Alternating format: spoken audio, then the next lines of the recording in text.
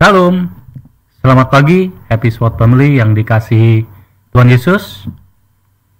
Bagaimana kabarnya hari ini? Saya harap semua dalam keadaan yang sehat ya. Pada renungan kali ini, saya akan membawakan sebuah renungan yang saya beri judul Waspadalah. Kejadian beberapa minggu lalu, ada suatu kejadian yang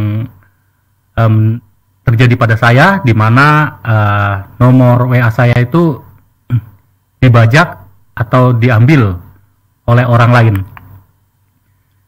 Kejadiannya ketika saya sedang sibuk bekerja, tiba-tiba saja ada WA masuk gitu, chat WA masuk dari teman saya yang saya kenal gitu, dan di chat itu berkata lagi di mana gitu.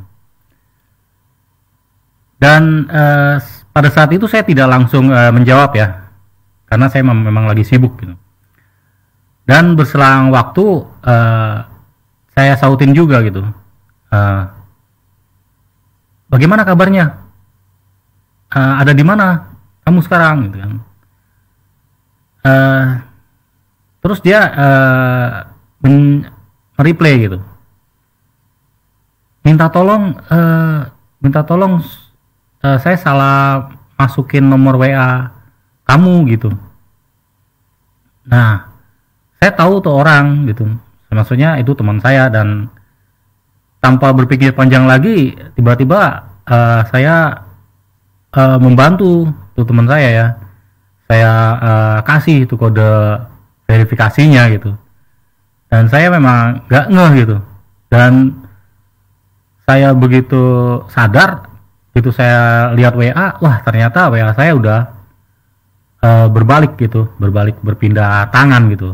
Dan pada saat itu sempat panik juga, karena saya coba ngambil balik, ternyata nggak bisa gitu, dan harus menunggu sekitar 7 jaman gitu.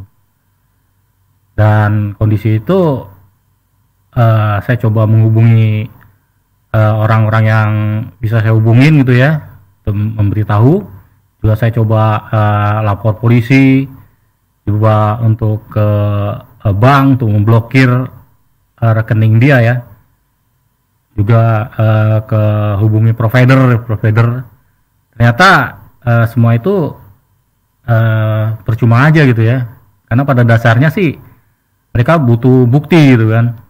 Nah, sedangkan bukti itu adalah WA saya sendiri gitu, itu yang sulit gitu.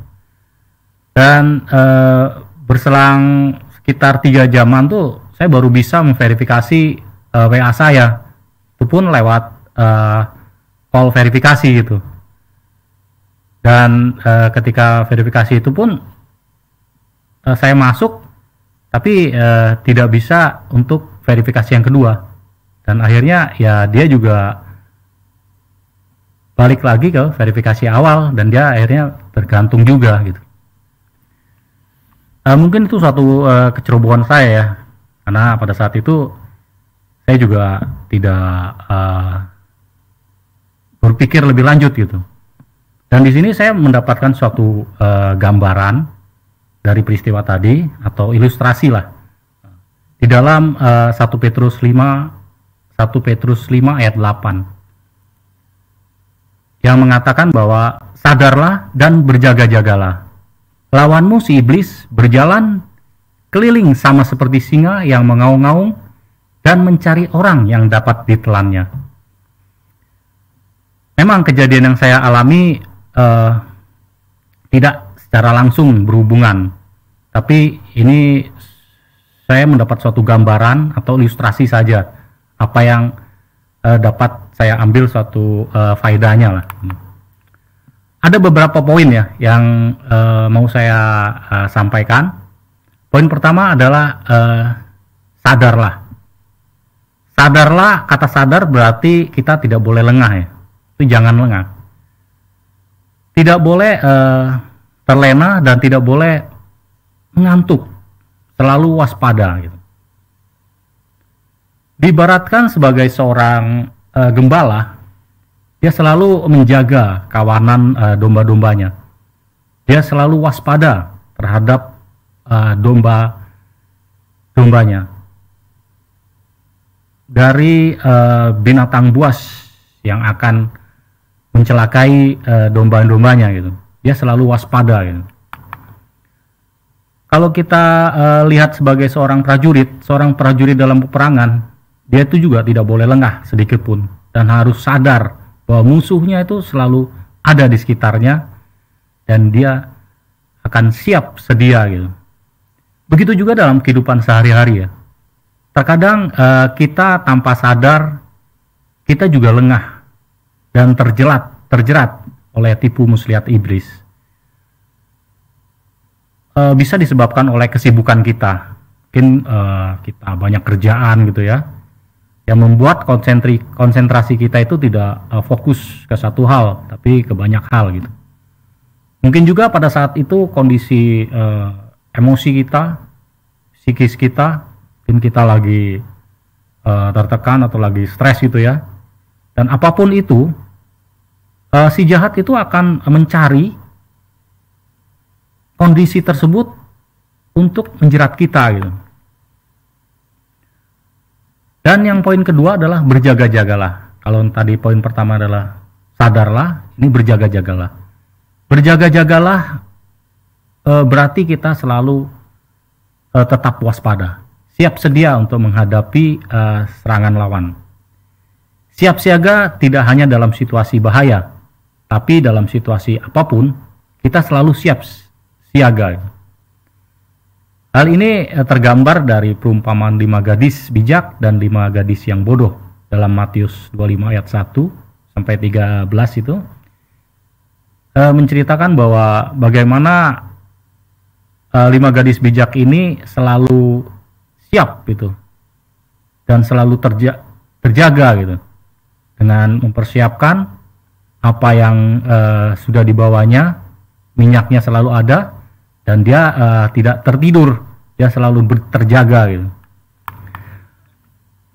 Siap untuk mengambil tindakan jika tiba-tiba musuh menyerang. Selalu siap untuk melindungi diri supaya tidak jatuh ke dalam pencobaan. Dalam Efesus 6 ayat 13 sampai 17, di situ dikatakan bahwa kita juga harus mengenakan seluruh perlengkapan rohani kita. Perlengkapan senjata Allah, perisai iman, kepopong keselamatan, dan pedang roh. Poin yang ketiga, itu tidak ada orang yang kebal. Lengah juga dapat muncul dalam bentuk kesombongan rohani. Poinnya adalah jangan sombong. Percobaan bisa datang sewaktu-waktu dan tidak terduga.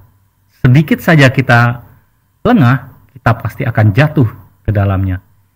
Jangan membanggakan diri. Jangan kita berkata bahwa kita adalah pelayan Tuhan, kita sebagai hamba Tuhan, kita sudah lama mengikuti Tuhan, kita merasa tidak mungkin jatuh ke dalam pencobaan. Berhati-hatilah. Tidak seorang pun di dunia ini yang kebal terhadap pencobaan. Justru semakin berada di ketinggian, semakin besar pula angin yang akan menerpa kita. Rasul Paulus sendiri pun sudah memperingatkan dengan tegas di dalam 1 Korintus 10 ayat 12 yang berkata, sebab itu siapa yang menyangka bahwa ia teguh berdiri, hati-hatilah supaya ia jangan jatuh. Itu di dalam 1 Korintus 10 ayat 12. Poin selanjutnya adalah kita selalu berdoa, karena kita sendiri ini punya kelemahan gitu, dan kita perlu untuk dekat dengan Tuhan. Iblis selalu mencari kelemahan kita dengan menggunakan situasi yang ada, kondisi yang ada, dengan menggunakan mungkin orang lain untuk menjerat kita, mungkin benda lain, mungkin uang atau materi yang akan menggoda kita. Dalam situasi yang sulit, jangan sekali-sekali kita menjauh dari Tuhan. Karena saat kita dekat dengan Dia, pasti ada perlindungan, ada pertolongan, ada mujizat, dan ada kemenangan. Seringkali kita merasa bahwa kita cukup aman, sehingga kita lengah untuk terus mempertahankan semangat dan iman kita kepada Tuhan. Padahal, seperti kita ketahui, kondisi sekarang ini banyak sekali tipu muslihat, banyak sekali godaan-godaan gitu, yang membahayakan diri kita gitu. Makanya kita perlu selalu dekat kepada Tuhan. Dalam Mazmur 62 ayat 2, hanya dekat Allah saja aku tenang, dan daripadanya lah keselamatanku. Daud menyadari dalam Mazmur 84 ayat 11, lebih baik 1 hari di pelataranmu daripada 1000 hari di tempat lain. Lebih baik berdiri di ambang pintu rumah Allah daripada diam di kemah-kemah orang fasik. Jadi kita selalu setiap hari kita selalu dekat dengan Tuhan. Kita selalu berdoa dengan Tuhan. Kita selalu mencari wajah Tuhan. Kita selalu di pelataran Tuhan. Tanpa kewaspadaan yang tinggi, kita tidak akan sanggup bertahan. Karena itu, kita harus melekat kepada Tuhan. Di dalam Matius 26 ayat 40 sampai 41 berkata, "Berjaga-jagalah dan berdoalah, supaya kamu jangan jatuh ke dalam pencobaan. Roh memang penurut, tetapi daging lemah." Tuhan memperingatkan kita agar senantiasa berjaga-jaga dan berdoa, supaya kita tidak jatuh ke dalam pencobaan. Mengapa kita harus berjaga-jaga dan berdoa? Di dalam 1 Petrus 5 ayat 8 jawabannya, "Karena lawanmu si iblis berjalan keliling sama seperti singa yang mengaum-ngaum dan mencari orang yang dapat ditelannya." Iblis selalu menunggu waktu yang tepat untuk mendatangi kita, untuk mencobai kita, untuk menyerang setiap orang yang percaya pada waktu yang tepat bagi dia, ketika kita sedang lengah. Amin. Mari kita doa. Bapak, terima kasih untuk renungan pagi ini. Kalau kami boleh diingatkan kembali bahwa kami harus waspada, tetap waspada, karena si jahat selalu mengincar kelemahan kami. Maka dari itu kami selalu sadar dan waspada dan tetap melekat kepada Tuhan, supaya kami dapat kuat dan tidak jatuh ke dalam pencobaan. Dalam nama Tuhan Yesus kami berdoa. Amin. Jangan lengah, selalu waspada, dan tetaplah berdoa. Tuhan Yesus memberkati.